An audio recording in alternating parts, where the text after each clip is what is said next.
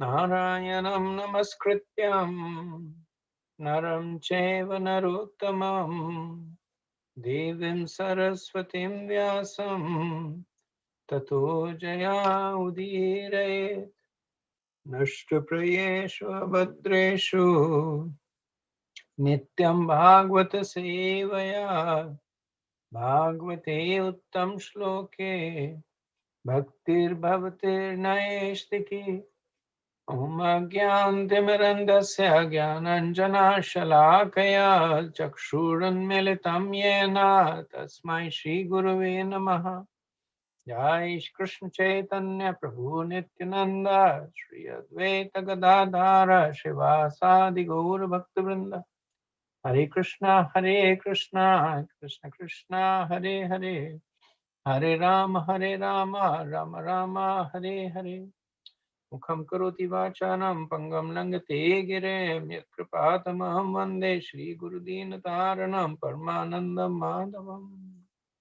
Hare Krishna.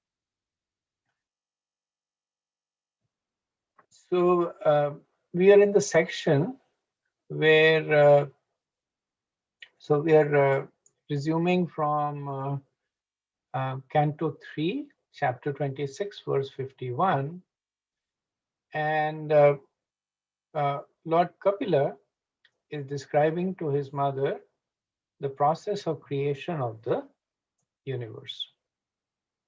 So he described the creation of Pradhan, from the Pradhan to the Mahatattva, the agitation of the Mahatattva, and from the Mahatattva comes the Brahman. So the previous verse 50, it was the first verse that spoke about the appearance of the Brahman. Was it 50 or 49? 50. So let's now continue with verse 51. Tatastena yuktebhyo andamachetanam uthitam purusho yasma udatishtadasau virat. From these 7 principles, roused into activity and united by the presence of the Lord, an unintelligent egg arose from which appeared the celebrated cosmic being. So the previous verse had talked about the 7 principles, which was essentially the 5 gross elements, the 6th element being Mahatattva, and the 7th element being false ego. So now actually all the 24 elements of the Pradhan become Brahman. So earlier on we had said that the Pradhan has 24 elements, the Mahatattva has 24 elements. So it's not that the 17 elements are left behind and 7 elements go and become the Brahman. It's just that they're categorized a little differently over here, but essentially all the 24 elements are going and becoming the Pradhan and the Brahman. Now Lord Kapila also says that an unintelligent egg arose. So what does this mean? That there was only the material elements. So even though the Mahatattva has the jivas in it, but the jivas do not participate in the creation of the Brahman. So that's why he says unintelligent. Because essentially there are only 2 intelligent beings. There is either Krishna or there is Jiva. Nobody else. I mean, there's Shiva Shakti, there is the other tattvas, but they're in these 2 sentient category, Lord Vishnu and the others Jiva category. So when Lord Kapila says unintelligent, it means that except for the Jiva, all the other elements went in to make the Brahman. In the second part of the verse says that from which appeared the celebrated cosmic being. So here he is talking about the appearance of the Virat Purush. Now, between these two steps, there are a few steps that happen which he is not covering because he is giving a summary description. So after the Brahman is created, and given the fact that it is unintelligent, so it just kind of hangs around. It just lies and does nothing. And then Mahavishnu, he divides himself into as many forms of Garbhodaksha Vishnu as there are Brahmans and enters into each one of them. Now, when Garbhodaksha Vishnu enters, then along with Garbhodaksha Vishnu, the Jivas enter. So he's carrying the Jivas with him. Then when he enters, then from him appears the Virat Purush. So those intermediate steps are skipped for the sake of summary, but we understand that's what the sequence is. So Prabhupada says that the ingredients are present, and only when the Lord enters into the material elements is matter actually agitated. That is the cause of creation. The Prabhupada is again bringing your attention to the fact that there is the entry of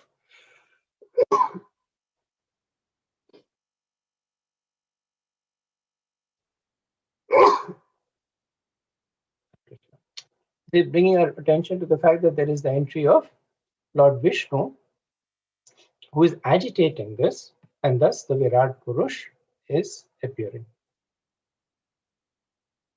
Next verse. Etad visheshakhyam kram vradhe dasotrahe tayadibi parivratam pradhaneya vratirbahi yatra lokavitanoyam rupam bhagavato hare. This universal egg, or the universe in the shape of an egg, is called the manifestation of material energy. Its layers of water, fire, sky, ego, and Mahatattva increase in thickness one after another. Each layer is 10 times bigger than the previous layer. And the final outside layer is covered by Pradhan. Within this egg is the universal form of Lord Hari, of whose body the 14 planetary systems are parts. So this is a description of Brahman. So Brahman, the reason it's called universal egg, because Brahman is a sandhi of Brahma and Anda. So Anda is egg. It means something that is circular. And Brahman is basically material creation. So it's material creation in the form of something that is round, egg-shaped. And at the center of the Brahman right now is nothing. It's empty, and it is covered by 7 layers. So Prabhupada does not here mention, I'm not sure why not. Again, it's maybe because of summation. So he says the layers are water, fire, air, ego, and Mahatattva. The innermost layer is that of earth. So in Brihad Bhagavatamrita, it's described more explicitly that the 7 layers. So this is when Gopakumar is traveling outside the Brahman. Then he travels through each of the 7 layers. The first layer is earth, and there he sees Bhumi Devi is worshipping Varadev. Then the next layer is air, and then you see that Matsya Dev is being worshipped by Manu, by Shraddhavan Manu, or King Shraddhavan. later on becomes Vyavastamanu. And then there is fire, and in fire there is Surya Narayan being mentioned by the deity of fire, and so on. So at each layer there's a deity being mentioned. Now at this point, these layers are simply matter, but we do know that when the universe is fully populated, then within this universe, within these layers are also countless living entities. And the quality of life in these layers is much, much superior to that within the universe. The beings over there are much more exalted. They have much more abilities. They are much more focused in their devotion. The opulence over there is much more. Gopakumar describes that there are big, big mansions, great opulences over there. But at this point, when the universe is empty, so are the layers, and each layer is 10 times bigger than the previous layer. So we can imagine how large the universe is.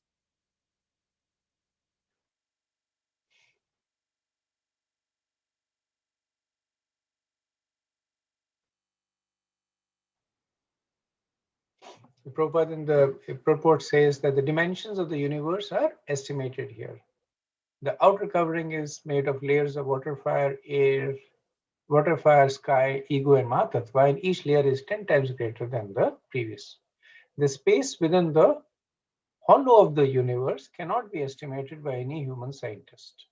So Prabhupada is saying that we cannot even estimate within the hollow of the universe.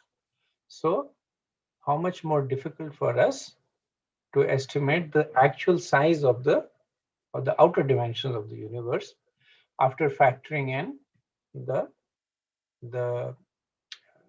10 times, 10 times, 10 times. So 7 times so the outer layer, you can imagine it's 10 to the power of 7 of the inner layer. And this universe is existing in Pradhan. Pradhan is not considered as a layer because it is just the basis, and all these universes are floating on the causal ocean. So if you look from outside inside, first there is the waters of the causal ocean, then there is the Pradhan, then there are these universes that are existing within the Pradhan.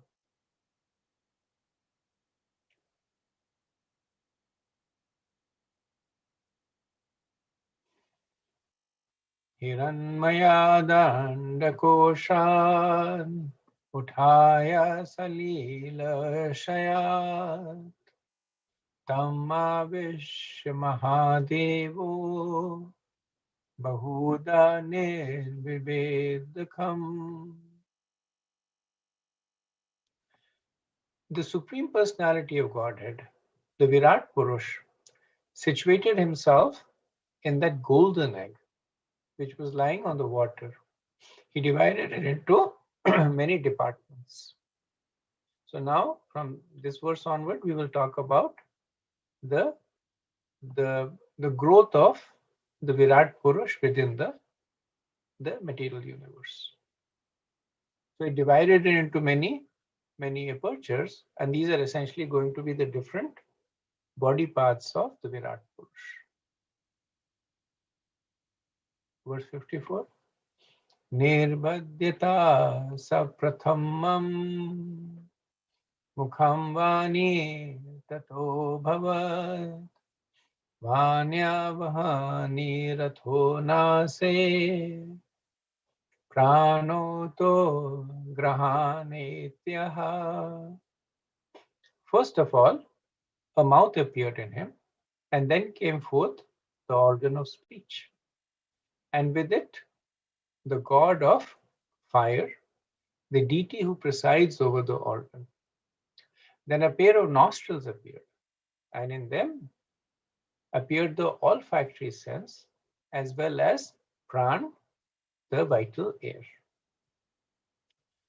So we have done this is the fifth description of the Virat Purush that we are doing in the Bhagavatam. And no,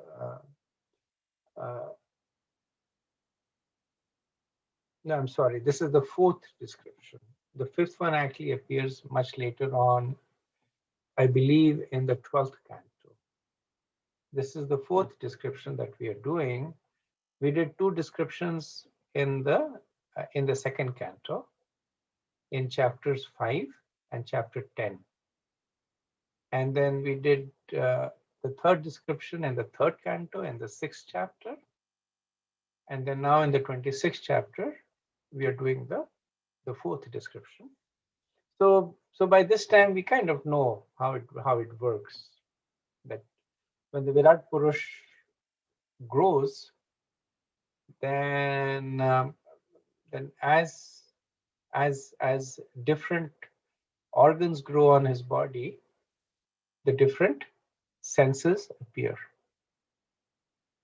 Now, conceptually, what we need to understand is that this is a description of the Virat Purush in terms of the capability of the universe.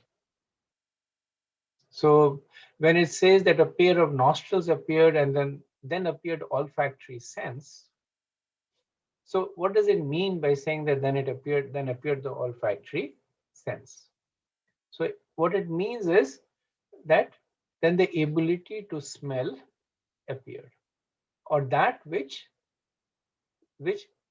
causes the ability to smell appears. Because right now there is no jiva in the universe who are active. They are all in the belly of Garbhodakshaya Vishnu. Not even Brahma has appeared at this point. So this is the process of blueprinting of the universe. That within the universe, the jivas will have the ability to smell. They will have the ability to move. They will have the ability to see. So what does it mean when we say that they have the ability to smell? So what it means is that they will have a sense organ, they will have the ability to smell, and they will be able to connect with the smell that belongs to a material element. So earth is the material element, its tanmatra is smell, and the ability to smell is in the jiva, or at least in the conditioned state in the body of the jiva.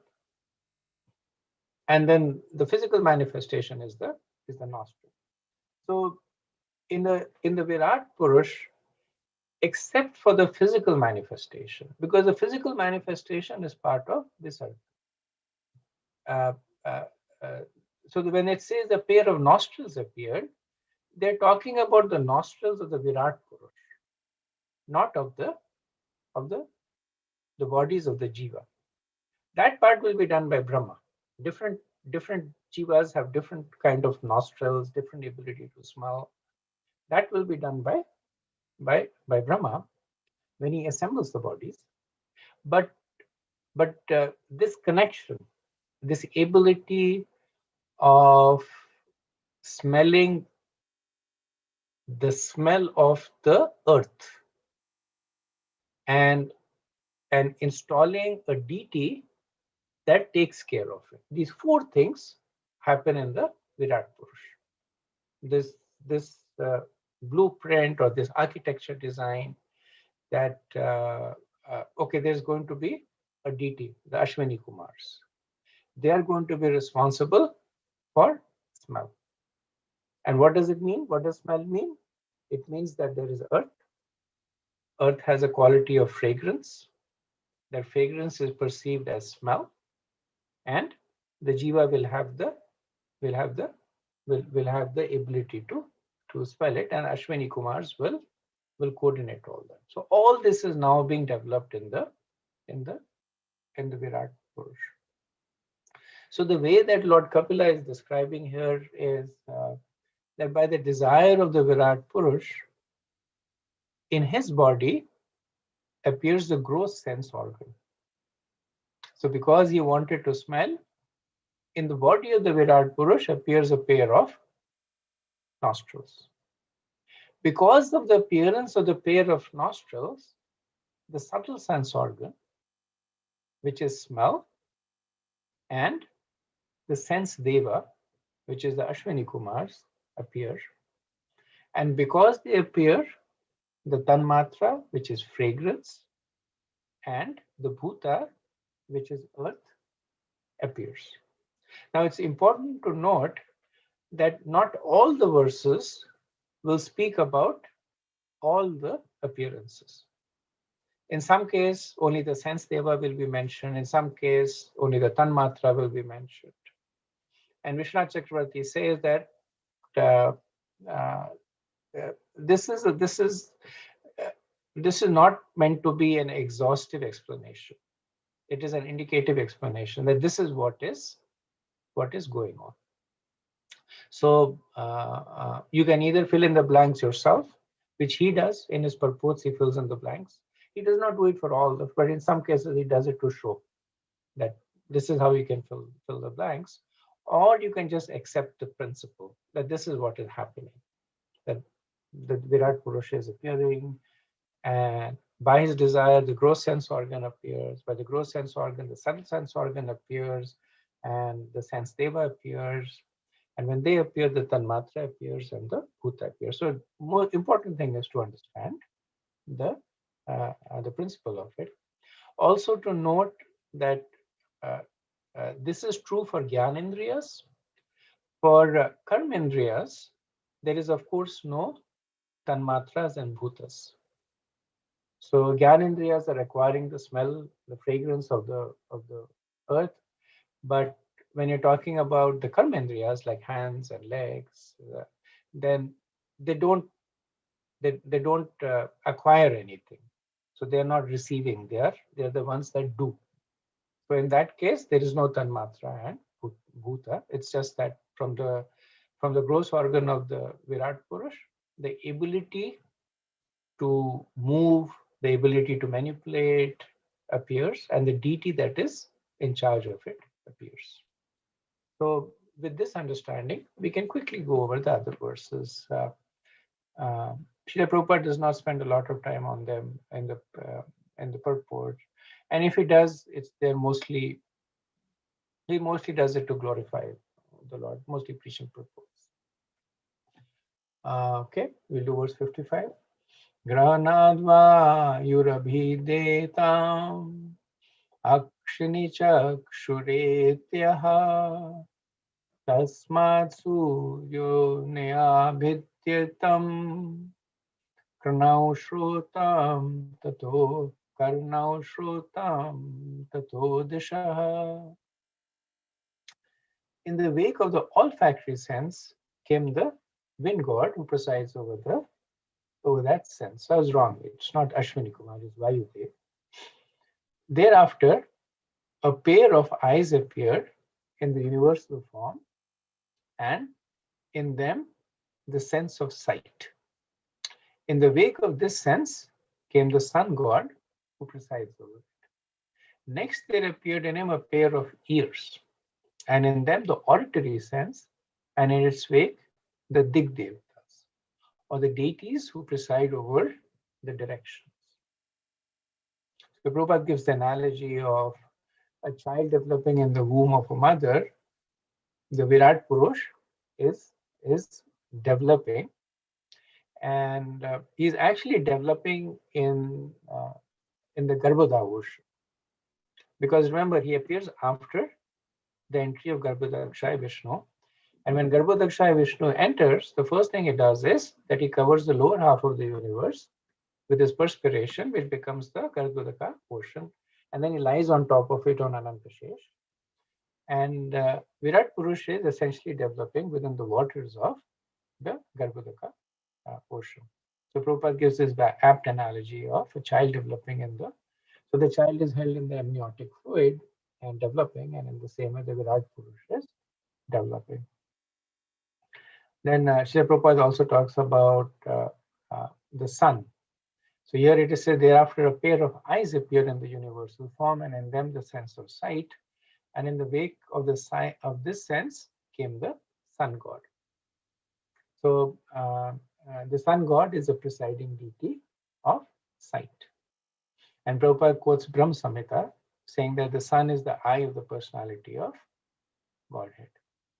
So this is Brahma Samhita verse 52, 552. Ya chakshuresha savita sakala grahanam raja samasta sura murti rupesha yasya agaya brahmati sambritakam vichakko govindamadi purusham tamam vachami. So and the sun is the ya chakshuresha savita sakala grahanam. The sun is considered to be the eye. So when we say that the sun is the eye, then this is the understanding that we get. That because the Lord can see, we can see.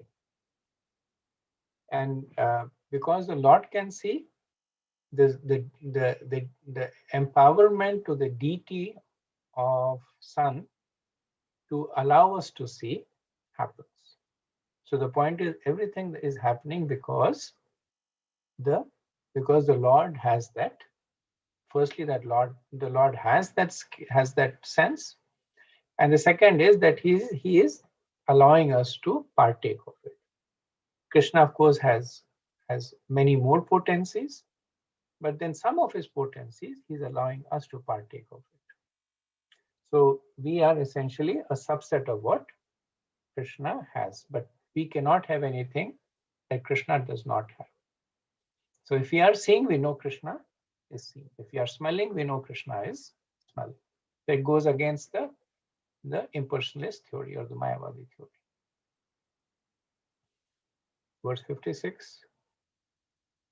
Nirbedha virajastva Roma Swarshva Adayastataha Tatosha Dayastashan Shishnam Nirbibde Tataha. Then the universal form of the Lord, the Virat Purush, manifested his skin, and thereupon the hair, mustache, and beard appeared. After this, all the herbs and drugs became manifested, and then his genitals also appeared. So Prabhupada says the skin is the site of the sensation. The demigods who control the production of the herbs and the medicinal drugs are the deities presiding over the tactile sense. So as per 3.6.18, skin and hair are considered as sense organs of touch. Now, this description is a little different from the previous verse, because the previous verse was talking about how, based on the senses of the Lord, our senses are enabled, or the whole mechanism gets enabled. This verse is talking more about how the features within the universe are manifesting because their root is present in the Virat Purush. That because he has skin and hair and mustache and beard, there are herbs and drugs. So herbs and drugs are not our senses, right? The jiva has nothing to do with herbs and drugs. They're just another form of life. They're a creation of a secondary creation of the universe. But the reason that they can be created is because the Virat Purush has a skin with hair and mustache and beard.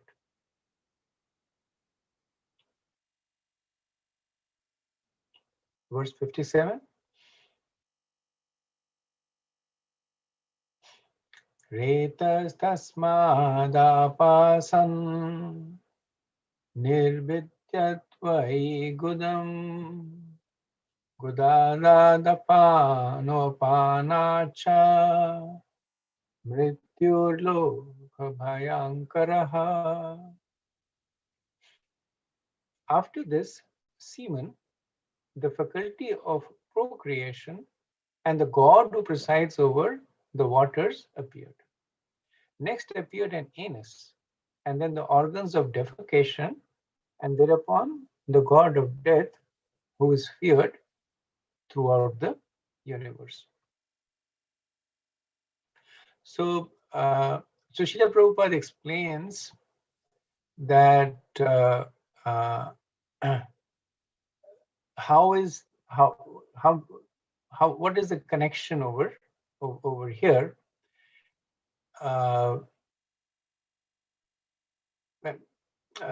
And he says that the faculty to discharge semen is the cause of death. Now, strictly speaking, in the verse, the cause of death is coming from the organ of defecation. From the semen is actually coming the waters. Later on, when we'll see, well, not later on, I think we have already seen Visarga earlier on. This was in one of the earlier chapters in the third canto, I believe the 12th canto or 20th canto. So we had seen that how similarly from Brahma's organ of defecation came death, and from his semen came the rivers. So it's the same analogy, that not analogy, it's the same development that is being carried forward. Srila Prabhupada takes this opportunity to make a point. It's not really related specifically to the development that is given in this verse, but the point that he makes is that death is closely related to semen, because the more the semen is discharged, the weaker the life force becomes. And then he gives the opposite side. He says that there are powerful yogis who are voluntarily able to restrain themselves from discharging semen. And the more they restrain themselves, the more they become aloof from the problem of death. And he said there are yogis that are living 300 or 700 years by this process. And in the Bhagavatam, it is clearly stated that discharging semen is the cause of horrible death. The more one is addicted to sexual enjoyment, the more susceptible he is to a quick death. There's a book by Dhanvi Goswami called Brain Gain, and he talks about this. The book is only about this subject, about the impact of sexual activity on the vitality of the body, whether it is health or longevity or the ability to think, mental faculty. So Srila Prabhupada is essentially based on purports, writings, and further research that he has done in other scriptures. Interesting book. Verse 58. Hastauna nirabadyetam balam tabhyam tatah swarat padau cha nirabadyetam gatistabhyam tato hari. Thereafter, the two hands of the universal form of the Lord became manifested, and with them the power of grasping and dropping things. And after that, Lord Indra appeared. Next, the legs became manifested, and with them the process of movement. And after that, Lord Vishnu appeared. So the presiding deity of the hand is Indra, and the presiding deity of movement is the Supreme Personality of Godhead, Vishnu. Vishnu appeared on the appearance of the legs of the Virat Purush. In Kram Sandarbha, Jiva Goswami, he gives a slightly different explanation. He says that the Vishnu that is mentioned over here is a demigod by the name of Vishnu and not the Supreme Personality of Godhead.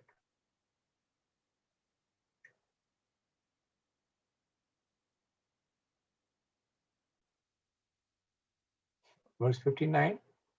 Nadyasya nirbhedyanta tabilohitamabratam nadyastatha sambhavan udaram niravidit udaram niravidatyara. The veins of the universal body became manifested, and thereafter the red corpuscles or blood. In their wake came the rivers, the deities presiding over the rivers, and then appeared an abdomen. Here Prabhupada says that the blood veins are compared to rivers, and the veins are manifested in the universal form. The rivers in the various planets are also manifested. The controlling deities of the river is also the controlling deity of the nervous system. In Ayurvedic treatment, those who are suffering from the disease of nervous instability are recommended to take a bath by dipping into a flowing water. So Prabhupada is pointing out to more transcendental connections. Sometimes we look at it superficially when an Ayurvedic doctor will say that go and take a bath in a flowing water.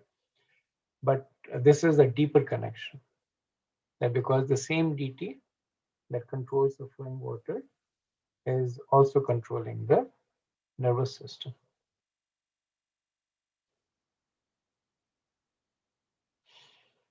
Kshut pipa satatah sa shyatam samudrastvatyorabhut athasya hridayam vinnam hridayan mana uttitam.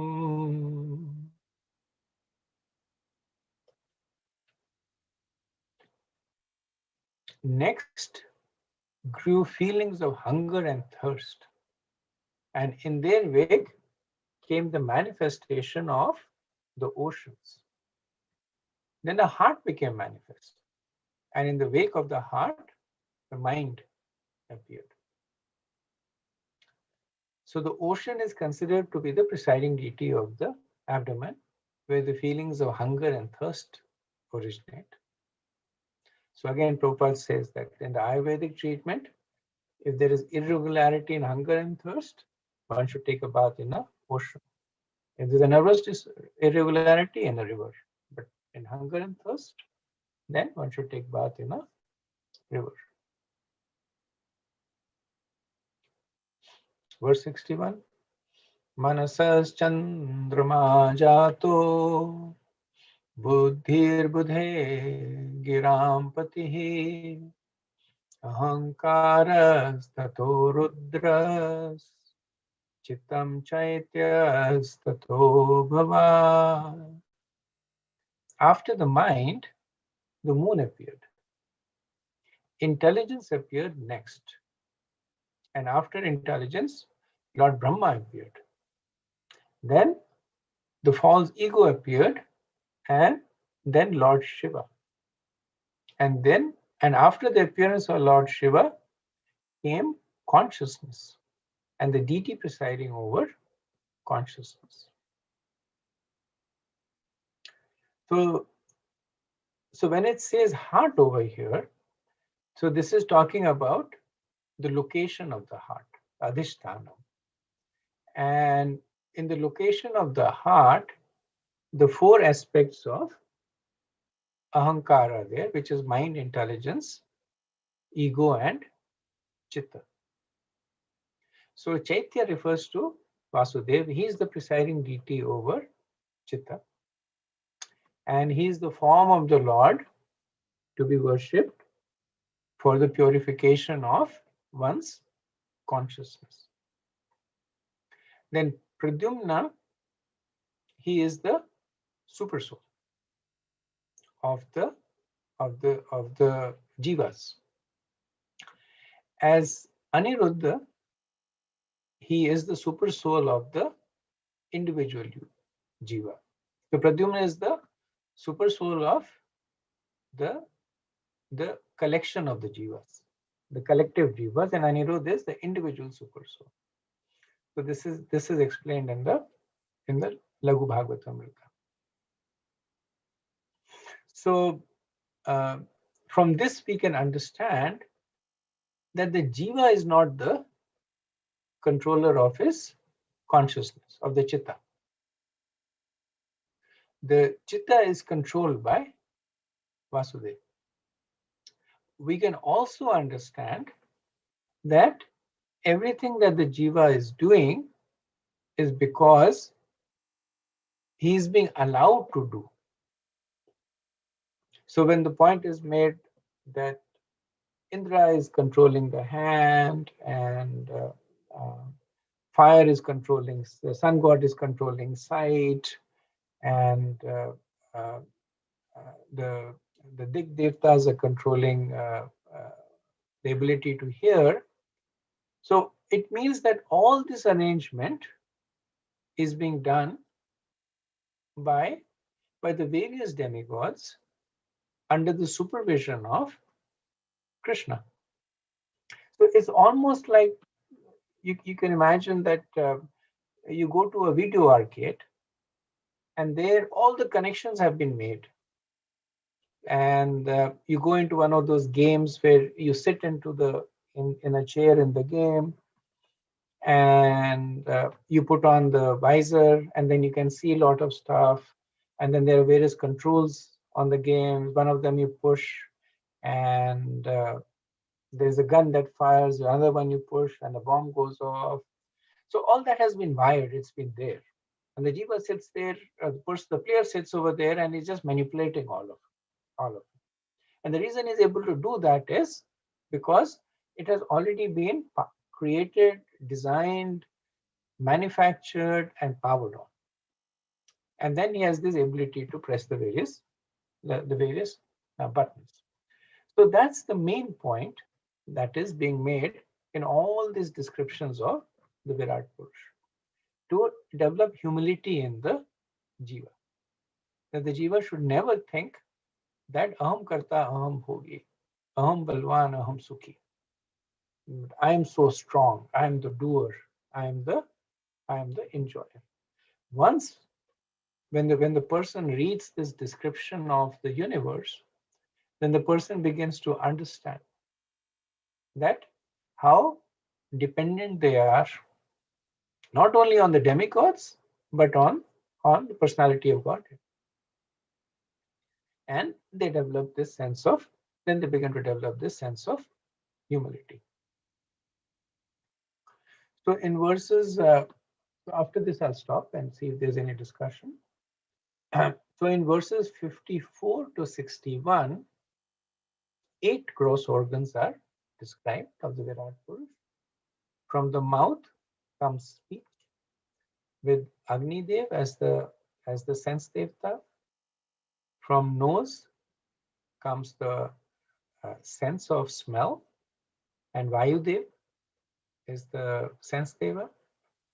From eyes comes the sense of sight, with Suryadev being the presiding deity. From the skin, the skin and the hair on the skin comes the sense of touch, and the sense deva is called Aushadheya. Aushadheya is the presiding deity of herbs. From the genitals comes semen, and the sense devta is Apa, the deity of water. From anus comes the organs of defecation, and the sense devta is Mrityu. From hands come the power of grasping and dropping things. The sense devta is Vishnu. And from legs comes the process of movement, and the sense devta is I'm sorry, I had it the other way around. The sense devta of hand is Indra, and the sense devta of leg is Vishnu. So these are the 8 that have been, I'm sorry, there are 3 more defined. From the veins come blood, and which is manifested as the rivers, and the deities presiding over the veins is Nadia. From the abdomen comes the feeling of hunger and thirst, and manifests as ocean or samudra. And then the last is Hridaya. From Hridaya comes Manas, Buddhi, Ahankar, Chitta. The presiding deity of Manas is Chandra, of Buddhi is Brahma, Ahankar is Shiva, and Chitta is Vasudeva. So this table is also there. It's been provided in the tables I sent, so you can refer it to over there. Okay, so let me pause here and see if there's any discussion so far.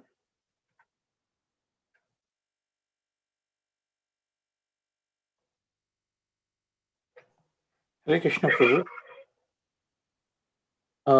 A clarification question. I think it is in even when we put our tilak, we do put in various organs, right? Like in our sampradaya, we do the hands, and few people even put to the ears. Like, do we have any descriptive for that? And also in few other, like Madhav Sampradaya, the Sri Sampradaya, sorry, they do a few other like symbols also. Is it like they are worshipping those organs? It's a little different. I think those are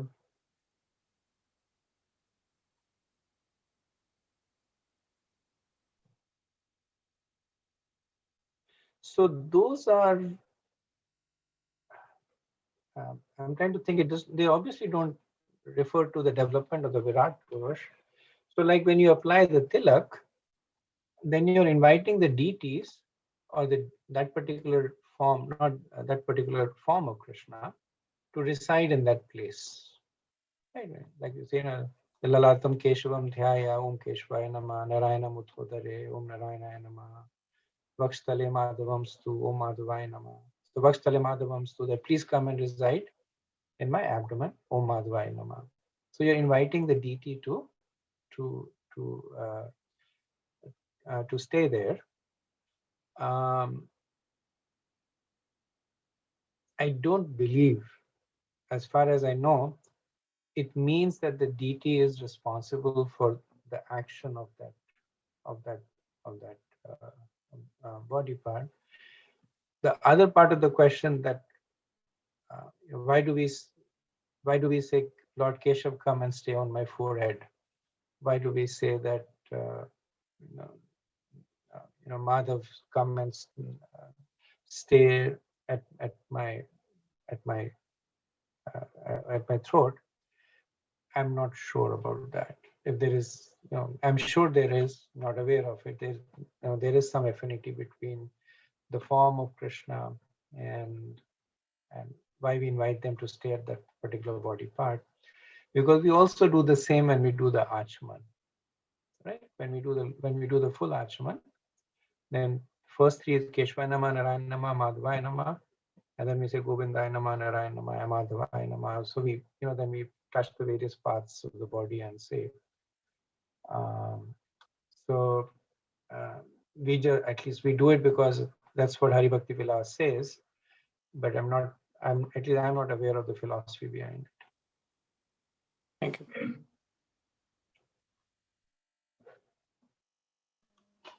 Hare Krishna, Prabhu. Regarding this, you said the Virat Rupa is the blueprint of the creation of this universe, which Brahma would eventually use it to create. Am I right, Prabhu? Is that right? Yeah. And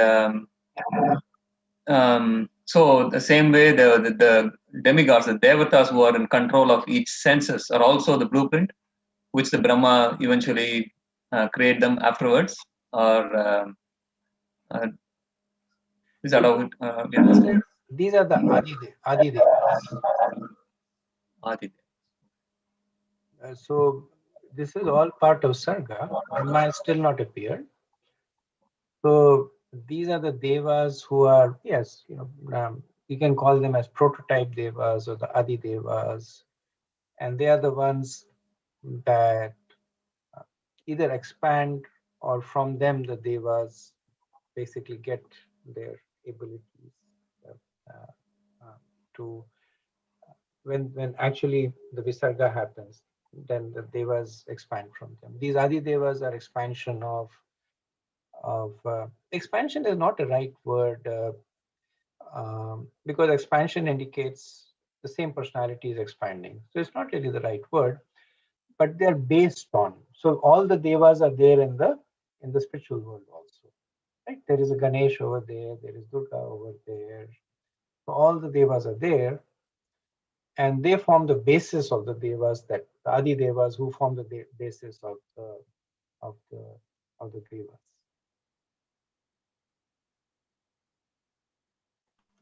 Thank you, Prabhu. Hare Krishna Prabhu. One confirmation about the Virat Purush. When we say that Virat Purush appear in the Gobakshada ocean, it's not physically as we see Mahavishnu lying in the Kojal ocean. That means it's like conceptual that he is there.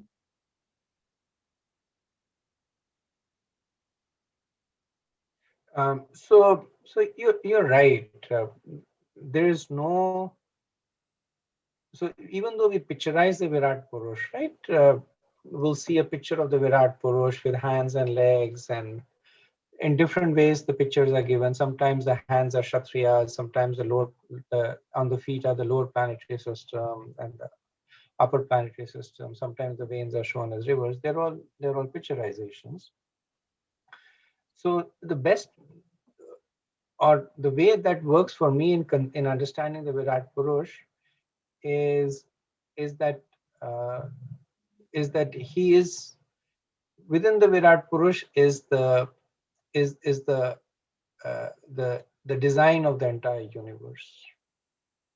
Like you say, it's like the program, like the It's like blueprint. the program or the blueprint of the universe. But nevertheless, the Virat Purush. So the analogy does not do full justice, because a blueprint is just a piece of paper. But the Virat Purush is the personality of Godhead. If you notice in the Bhagavatam, every time the Virat Purush is addressed, Srila Prabhupada uses the capital pronoun. So he uses capital H, he or the Lord. So he addresses him. Uh, in the verses also, the Virat Purush is described as the first expansion of Garbhodaksha Vishnu. Brahma Samhita also is described. So not more than just a piece of paper or a design, but not a person. So there's no way that you will go and say that, okay, here the Virat Purush is sitting and here it is there. So it's one of the more difficult concepts to understand, which is why I think it's repeated so many times.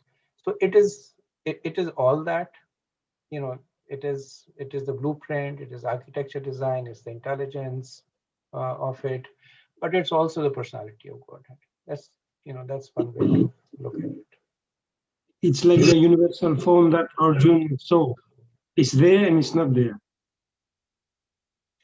Right. So when they talk about the universal form, there are three ways, and this is the narrative for the universal form. So there is a dharana ashraya. Dharana ashraya is completely imaginary. It has no bearing to anything. Like in the second canto, first chapter, the first description of the universal form is dharana ashraya. So it's like in the Bhagavad Gita 10th chapter, Krishna talks about his vibhutis. He says that I'm Indra amongst the demigods, I'm the king, monarch amongst that. Now we know that the monarch is not Krishna. We know that Indra is not Krishna. But still Krishna is saying that. So what does it mean? It means that just like the king is the primary is the most important person amongst the human beings, I am the most important person. Just like Indra is the king of the demigods, I'm the king of everything. So he's drawing parallels, he's drawing analogies over there to help us understand his greatness. So the Dharana Ashraya is essentially a way for the yogis to meditate on the universe. So when they say that the trees are his hair and the planets are on his foot and the Brahmans are his mouth. Now there's no Brahman sitting in the mouth of Virat Purush, but one can meditate on the Brahmans and consider that to be the mouth of the Virat Purush. So if you see the descriptions, then clearly Sukadeva Goswami says that the universal form of the Lord is imagined. So that is Haranashraya. Right? Now, the second is, what is the conceptual reality? Conceptual reality is what we are talking about right now. That how does the reality originate? What is the concept behind the reality?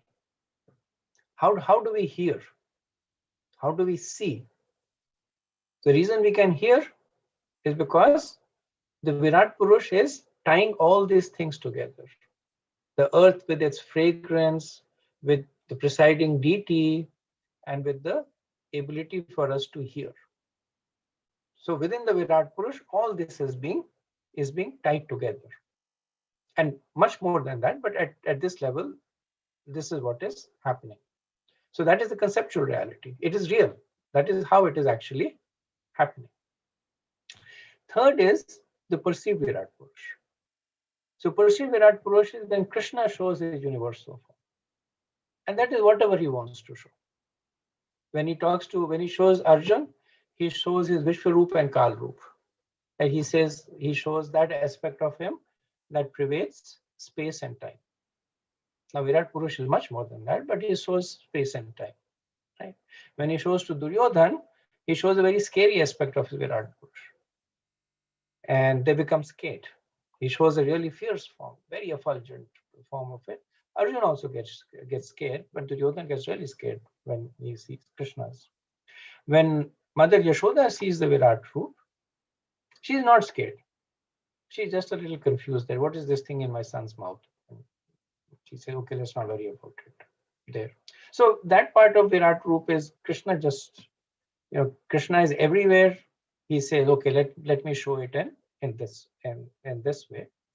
So it is real because Krishna is space and time, but it is also this Krishna's way of presenting it. He could have presented it in a different way, or he could have, Arjun could have conceived it in a different way. So sometimes you will see Srila Prabhupada says that the Virat Purush is imaginary. Then is referring to Dharanashraya. Sometimes he will say that the Virat Purush is real because the Virat Purush is an expansion of the personality of Godhead and has to be real. Then he is talking about the Virat Purush as a conceptual reality, as the blueprint of the universe. So it's just the context in which the two statements are made. Thank you, Prabhu. Okay. Hare Krishna. Just a point of clarification also on the same point that Prabhu was making. I noticed here in the text number 52, in the last line of the translation, it is said that within the egg of the universal form of Lord Hari, of whose body the 14 planetary system are his parts. So it appears like his body parts are the 14 planetary system. So you're explaining three concepts. I'm just wondering which one of those three could be associated with this explanation this point that is made here in text number 52. So the point that's made over there is if we consider the universe to be an entity, then so if we look at ourselves, there are four things that are going on. There is our body that is on the eyeball, that we can, the adhibhuta, that we can touch and see. There is the subtle body, there is the soul, and there is the super soul. So when Srila Prabhupada is making that statement, so he's considering the universe to be like a person. The Virat Roop is the subtle body. The gross body is the 14 planetary systems. That is manifested. The soul is Brahma. He doesn't say that, but I mean, here he doesn't cover that, but at another place he covers. The soul is Brahma, and the super soul is Garbhodaksha Vishnu. So that's how one also perceives the universe. Thank you. That explains it. One other point here is that whole understanding of the universal shell, so to speak, where each layer is 10 times thicker, and then they said that the final, beyond that, there is deeper dana. So the 10 times thicker means that the layer of earth, 10 times thicker, then it goes. From that explanation, it will appear that it's very, very difficult to get out of the universe, at least from a material standpoint. Only through let's say spiritual means that one could get out, and sometimes we hear about interplanetary travel, but I'm just wondering if at all, I mean, it's just mind-boggling. If at all, by any means, one could get out from one universe and go to another universe, like that, because we hear of yogis, even Narada Muni, he leaves here, he goes to the spiritual sky and like that, and I mean, it's just mind-boggling. That's one. And before you answer, I'm just wondering if just like here, every ingredient is is here for life, just like earth, water, fire, air, and even our body is a combination of all these different elements and like that. I'm just wondering if within that those layers there, if there is life forms, somehow there, or life forms are just within the universe itself, that within the shell. Because the way I imagine it is like the universe is like a dried coconut, but half is like filled with water, and then all the planets are there, it's dark, then the sun is there, and then the husk of the coconut is like these coverings and like that, so we are sort of locked in in there, and within the universes various life forms are there. But I'm just thinking that all these ingredients form the this universal crust, sort of, if life is like beyond the universe. I mean, just going through the topic, it's mind-boggling, and I'm just thinking out loudly. So thank you for sharing that. Actually, that is precisely the reason why they're put over there, to boggle our mind. I remember listening to one of the classes, and so the other was the mind-boggling aspect of time, right? The person was explaining that we live for so many years, the demigods live for so many years, Brahma lives for so many years, and lifetime of Brahma is completely mind-boggling, and is half a breath of Mahavishnu. And Mahavishnu is a portion of a portion of a portion of Krishna. So who are we and who is Krishna? So it is actually put in there. Now, factually speaking, with all this, we get a glimmer of the understanding of how things are going on.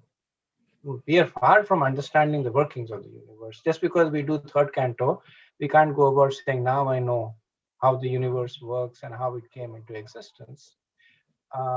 It gives us a glimpse into it, but really speaking, this is the purpose. That it instills in this the understanding that how small we are, how great Krishna is, how dependent on Krishna we are for everything. We say, I have a great eyesight, I have a wonderful voice, but actually speaking, that without the confluence of those four items, all of them are coming from Krishna, we would have nothing. That's the real purpose of putting it in Bhagavatam. And answering your question, I did mention earlier on in the discussion that in Brihad Bhagavatamrita, it's clearly mentioned that when Gopakumar was traveling out of the universe, then every layer was inhabited by living entities, right? And he said they were all living a much more opulent life. They were much more advanced, much more devotional. And so I do not know if, I mean, the examples that you gave are the only examples I know, that Narad Muni is able to travel out. In Bhagavatam, there is Krishna taking Arjuna out to meet Mahavishnu. There's a little bit more detail that Krishna, he takes him through each of the 7 layers. And then after that, he enters the causal ocean. And after the causal ocean, he reaches the palace of Mahavishnu. So those are the only few cases where I hear. And in Brihad Bhagavatamrita, a little bit more detailed description of the journey of Gopakumar is mentioned. But I don't believe that travel, at least the scriptures don't talk much about traveling between universes. Well, the four Kumars also, they went to see Lord Vishnu. So that I guess is another example of leaving the universe. They went to the Vaikuntha within the universe. They did not travel out of the universe. So they went to Dhruvaloka. Okay. So there is Lord Vishnu over there. So they went to the Vaikuntha that is within the material universe. Thank you. Thank you very much. Okay. So so we have 11 more verses. Let's try and complete it because I want to complete the chapter today. Verse 62. Ete haya yutiteva nevasyo thapane skan punarave vishukhani tamutha payatum krama.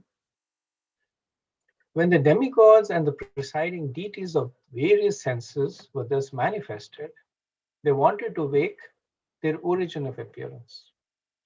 But upon failing to do so, they re-entered the body of the Virat Purush, one after another, in order to wake up. So 11 verses from here till the end of the chapter talk about the Devas' attempt to wake the Virat Purush. So the Virat Purush has developed fully because of the appearance of the various body parts of the Virat Purush. The various demigods have appeared. Now these verses give only a few examples, but it could be understood that perhaps more Devas had appeared. But the Virat Purush is still sleeping. So they're saying that they're trying to Uthapayutam, that they are trying to wake the Virat Purush. But they failed. So when they failed, they entered into their respective apertures, which means that Vayudev entered nose, Suryadev entered eyes, and Indra entered the hands, Vishnu entered legs. So whichever gross or subtle sense that they were controlling, based on that they entered into the corresponding body part.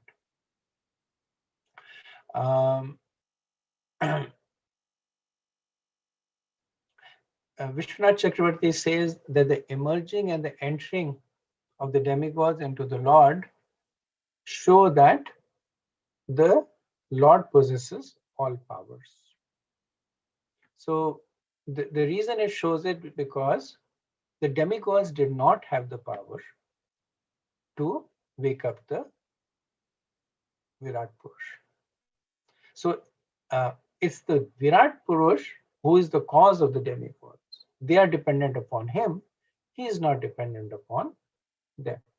So despite all their effort, they are not able to change his state. So being devotees, they simply take shelter of the Virat Purush once again. 63. Vahanirvaj mukham bheje natisha tada virat grahane nanashike vayu noditisha tada virat. The god of fire entered his mouth with the organ of speech. But the Virat Purush could not be aroused. Then the god of wind entered his nostrils with the sense of smell. But still the Virat Purush refused to be awakened. So the rest of the verse is the same theme. And again, it gives a correlation between the organ, the demigod, and the capability.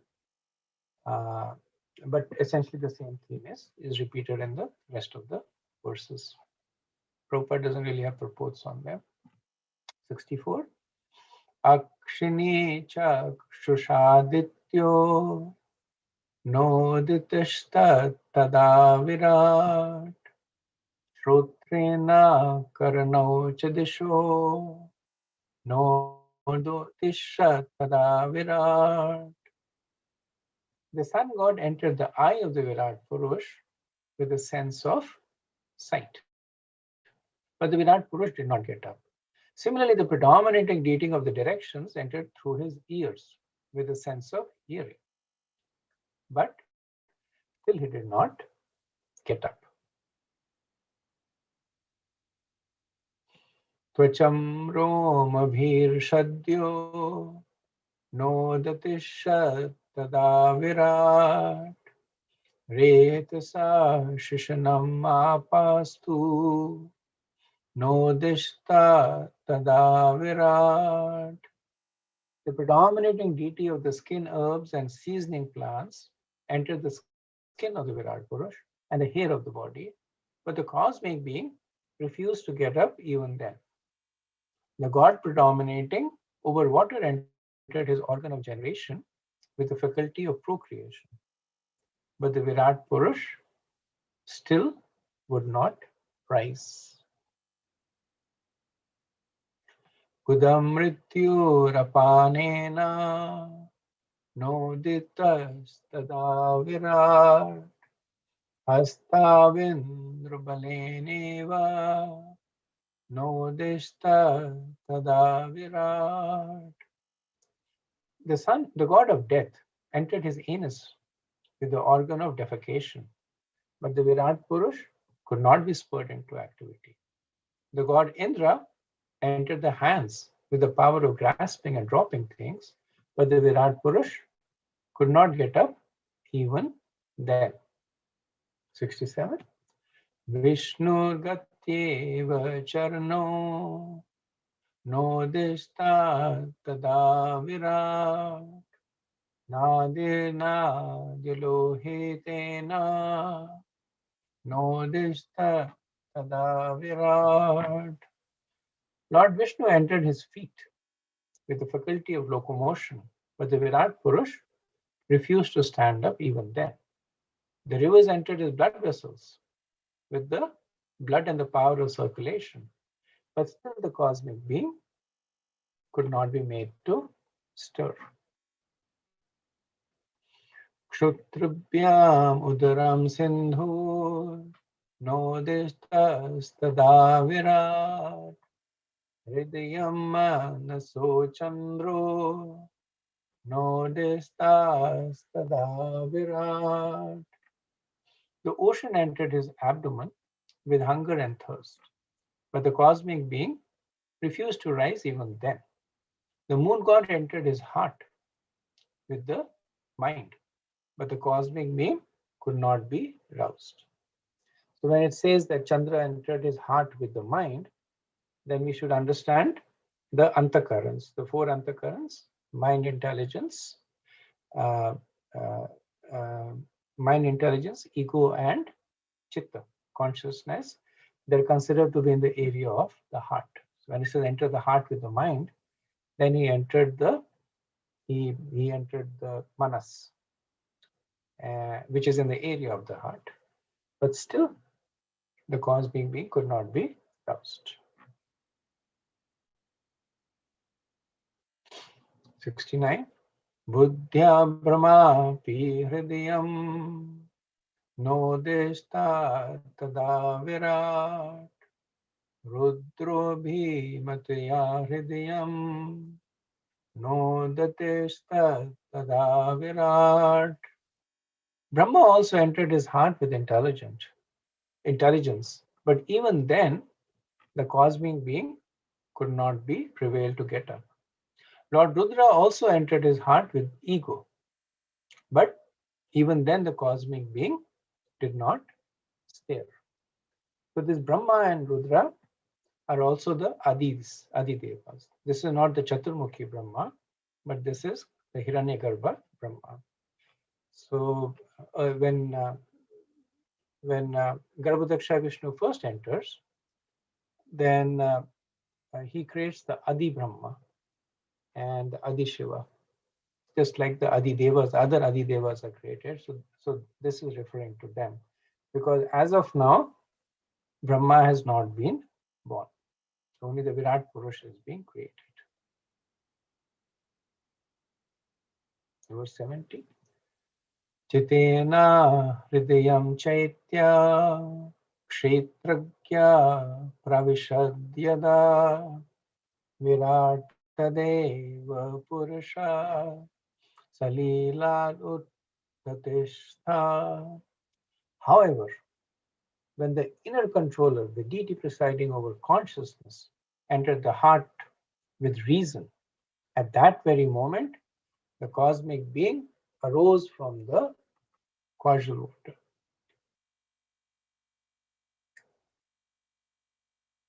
So previously we had seen that how the various devas were attempting to awaken the Virat Purush by entering into their respective apertures with the subtle senses, but they were unsuccessful. However, when Vasudeva entered into the heart with Chitta, the Virat Purush rose from the water. So Chaitya mentioned in this verse refers to Vasudeva. And in Bhagavad Gita 13:3, he is also described as Kshetragya. So in this verse it is said, Chitena Hridayam Chaitya Kshetragya Pravishadyada. So Chitena Hridayam Chaitya. So Chaitya is Lord Vasudeva.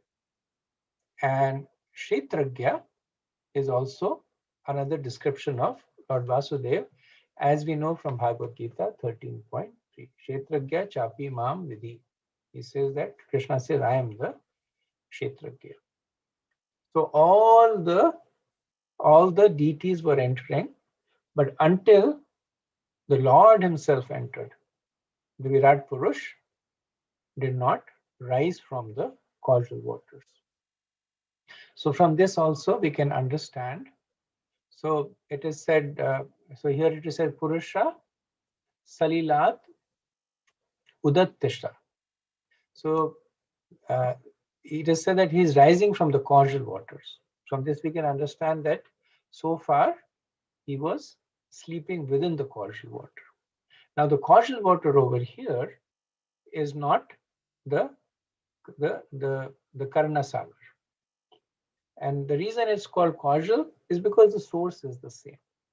Mahavishnu is the source of the causal water, and Garbhoda Vishnu is the source of the Garbhodaka ocean. And Garbhoda also translates to causal. So Garbha is from that place where something manifests, like womb. So the causal water here refers to the Garbhodaka Sagar. And again, this verse, it confirms the fact that the Virat Purush was developing within the waters of the Garbhodaka ocean, it also confirms that until Chitta is there, the Jiva cannot function. Now, Virat Purush, of course, is Virat Purush, but the Jiva may have everything else, all the senses, everything may be there, but until the Chitta is activated, the Jiva cannot function. The presiding deity of Chitta is Vasudeva.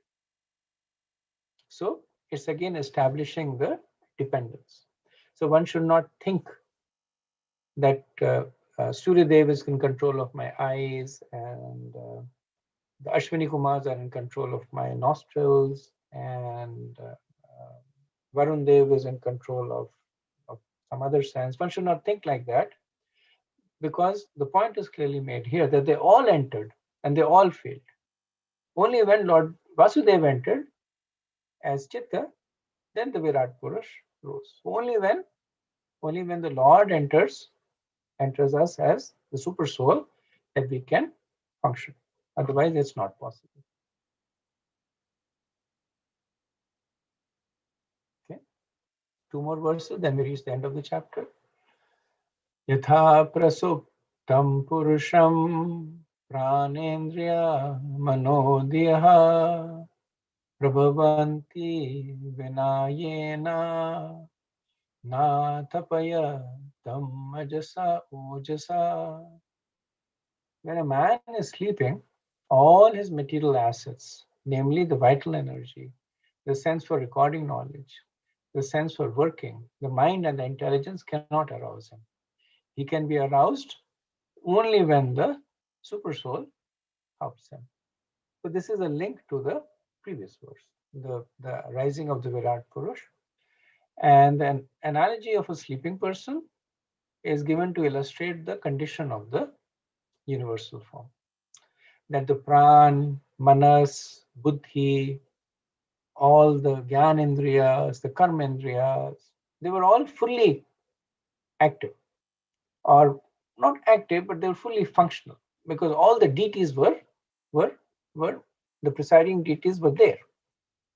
But until the super soul, the presiding deity of the Chitta, was there, then the Virat Purush rose. Similarly for us. Srila Prabhupada says that the explanation of Sankhya philosophy is described here in detail, in the sense that the Virat Purush, or the universal form of the personality of Godhead, is the original source of all the various sense organs and the presiding deities. So this we have already seen. The relationship between the Virat Purush and the presiding deities or the living entities is so intricate that simply by exercising the sense organs, which are related to the presiding deities, the Virat Purush cannot be aroused. It is not possible to arouse the Virat Purush or link with the Supreme Personality of the Godhead by material activities. Only by devotional service and detachment can one perform the process of linking with the Absolute. The Prabhupada wonderfully talks about another understanding that we can derive from this arousing of the Virat Purush, that the Devas, etc., were trying to connect, and they were trying to connect through the various sense organs. So Srila Prabhupada says they were failing, because you cannot connect to the Supreme simply by exercising the sense organ. So you cannot develop an eyesight that lets you see the Lord. You cannot develop the ability to hear, that you can hear the songs of the flute of the Lord. So only when the connection was done by the personality of Godhead Himself did this communion happen. The same thing for us, and only by devotional service to the Lord can this happen. Prabhupada says only by devotional service and detachment can one perform the process of linking with the absolute. Okay, to the last verse, 72. Tammasmin pratyagatmanam dhiya yoga pravrattaya bhaktya viraktiya jnanena vivichatmani chintayet.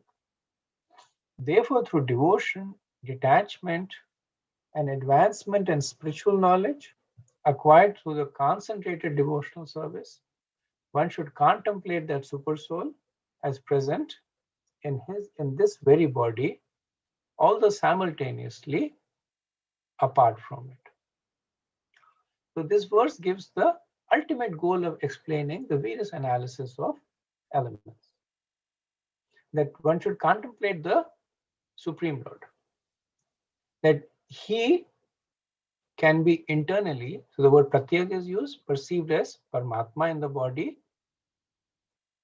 And the only way to contemplate him is, three things are given over here. So we know about devotion and detachment. Third thing that is given is spiritual knowledge. But spiritual knowledge is really non-different from devotion. It's an anga of bhakti because this is Sankhya. It's being called out. But essentially, that's how the connection is made. So Prabhupada says that one should detach himself from material body by discharging devotional service. So the point Prabhupada makes is no need to detach separately. Simply by discharging devotional service sincerely, the detachment comes. Then he says it is mentioned clearly here that one has to execute devotional service to the Supreme. As it is stated in the first canto, second chapter, verse 7, Vasudeva Bhagavati Bhakti Yoga Prayojata. When Vasudeva, the all-pervading Vishnu, is served in complete pure devotion, detachment from material world immediately begins. The purpose of Sankhya is to detach oneself from material contamination. This can be achieved simply by devotional service to the personality of Godhead. The analytical study of the elements of material nature and the concentration of the mind upon the Supreme are the sum and substance of the Sankhya philosophical system. The perfection of the Sankhya Yoga culminates in devotional service unto the absolute truth. So the detachment is a means to an end. It helps, but in itself it doesn't mean anything, and it's also a byproduct. Even if detachment is not practiced, by the practice of bhakti, one can develop detachment. But in order to help in developing detachment, one can follow the earlier part of Sankhya. Just like we are doing from the next chapter onwards, Lord Kapila will start talking about devotional service. But this part of the chapter where the analysis of elements and all that are done, they have been given there for us to help build detachment.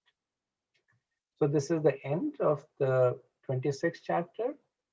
I am almost out of time. So I do want to also mention here that next week, Monday, so I won't do the 27th chapter, but I will do, as I had promised earlier, I'll do a mini seminar on creation. So instead of focusing just on creation, I'll speak about related topics, which is the spiritual world, incarnations of Krishna, primary creation, and secondary creation. And the focus, of course, is on creation. But the first two topics help us establish context. When you look at incarnations of Krishna, then you understand the relationship of Mahavishnu with Krishna. And the whole creation is based, or it is understood from the verse in Brahma Samhita that Golok Namane Nijadham Netalechasya. So this is the material world, this is the spiritual world. So it's a good idea for us to understand spiritual world also there. Not in details, but at least I'll cover it. So since I'll be mostly using slides, so I would recommend those who do not maybe some of you are hearing it on a phone. to be present in front of your computer. Without the slides, you will not be able to understand fully what I'm saying. And also, if you want to invite other devotees, that is fine. I've extended the invitation to some other devotees who were also interested in this. So, so it's a technical topic. I will leave it up to your discretion. That at least somebody who has that level of understanding, they can benefit from it.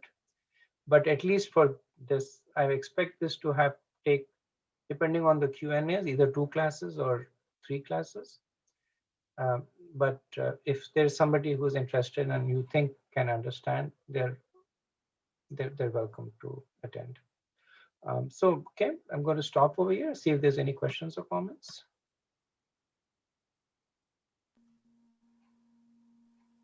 Hare Krishna, Prabhu. Go ahead. Prabhu, regarding the mind, we attribute the mind and intelligence situated in the heart, whereas the modern scientists, say that they are the product of the brain, and so they very vehemently say that it's now that ancient people believe that they are in the heart, but it is they don't know anything. That's what they say. So how to logically defend or counter argue that that these are not in the mind, my mind and intelligence are not in the brain but in the heart. How to do this? Is there anything that we can not just on the scripture but based on some logic or something reasoning? It's mostly descending knowledge, Prabhu. The only explanation that I've heard in this context when this question was asked was, the example of cases where a person is in coma and the brain is perfectly fine. So to the extent that the scientists can look at it, they can measure the brain waves. There's no way that they can say that this. Now, in some cases, there are parts of the brain that are damaged. They can say that yes, but in many cases, when a person slips into coma, they don't know why. So they also don't know why the person comes out of coma. There have been cases that persons have been in coma for 9 years, 20 years, and then they come out of coma. So they don't know why they went into coma. They didn't know why it came out of coma. The brain's perfectly fine when they measure the waves. So there is something, of course, what the scientists say, we fully don't understand the brain. There's part of the brains that we can't measure, and we do that. We can do that. But that's one explanation. Like I said, at the end of the day, when we are talking about descending knowledge, it's difficult to empirically prove that. In terms of intelligence, some of the other cases that Srila Prabhupada I've heard say, he talks about the fact that when you feel fear or when you feel love, you feel a stirring in your heart. So why do you feel a stirring in your heart? Because it is in that area. Now it's not in that organ heart. This point is made clearly. It's in the area of the heart. So there are things like emotions, and then there are colloquial terms that are used that my heart is not in it, or I don't have the heart to say that. So why would people refer to an organ that pumps blood, saying that my heart's not into it? So clearly the understanding was there that there is a lot more in the heart that is contributing to the mind and intelligence than what the scientists have discovered so far. Hare Krishna, Prabhu. Just to clear any confusion, which I have all the time, when we say Krishna, from Krishna first expansion in Balaram, then we have Mahashankarshan, then we have the four quadruple, and in the four quadruple we have Vasudeva, okay, which we are talking now, that wake up the Virat Rupa. But now when we say Vasudeva Krishna, he's not that Vasudeva. He is the so he's obviously the same. They're all Vishnu Tattva. Yeah, they're all Vishnu. So he is the same. But if you have to be like a little bit more technical, the Vasudev that's being talked about here is from the second Chaturvyuha. So there is the Vasudev Krishna that resides in Mathura is from the first Chaturvyuha, and the Vasudev that has been spoken about here is the expansion of him. He is the presiding deity of Shuddha Sattva, and Shuddha Sattva and Chit is, we discussed, Chit is in pure goodness. So he is the presiding deity of Chit. Okay, then since you are talking about this, now when we say Yashodanandana Krishna, he's the original Krishna that is in Goloka Vrindavan. Yashodanand Krishna, that is correct. So Krishna in Vrindavan is the original Krishna, and then his expansions move out. And thank you for asking this question. So this is the reason why I also, in the coming weeks, in the coming classes, I wanted to speak about the incarnations, because the incarnations, they're coming from Krishna and they permeate the whole existence, from all the way from Golok to the material world. So then we can get an understanding of which particular incarnation we are talking about. Like I said, factually, it's inconsequential because they're all the same, but still it helps. It still helps to understand. There's a slight difference in mood, right, between Yashodanandan Krishna and Vasudev Krishna. There's a slight difference in mood between Dwarkadish and Vasudev Krishna. So when we study the incarnations, then we'll get an understanding of the slight little bit of nuances of that. We won't do it in a lot of details, but enough to get a slight understanding of that. Yes, Prabhu. This will be very, very helpful. Yeah, I think so. Thank you. Thank you. Okay, so we'll end over here. Vanchikalpatarubhayaschet kripa sindhubhya cha patitanam pavanebhyo vaishnavebhyo namo namah. Anant Koti Vaishnavrinda ki jai, Srila Prabhupada ki jai. Hai Gaur Premanand. Hari Hari. Hare Krishna. Thank you very much. Hare Krishna. Thank you very much. Hare Krishna.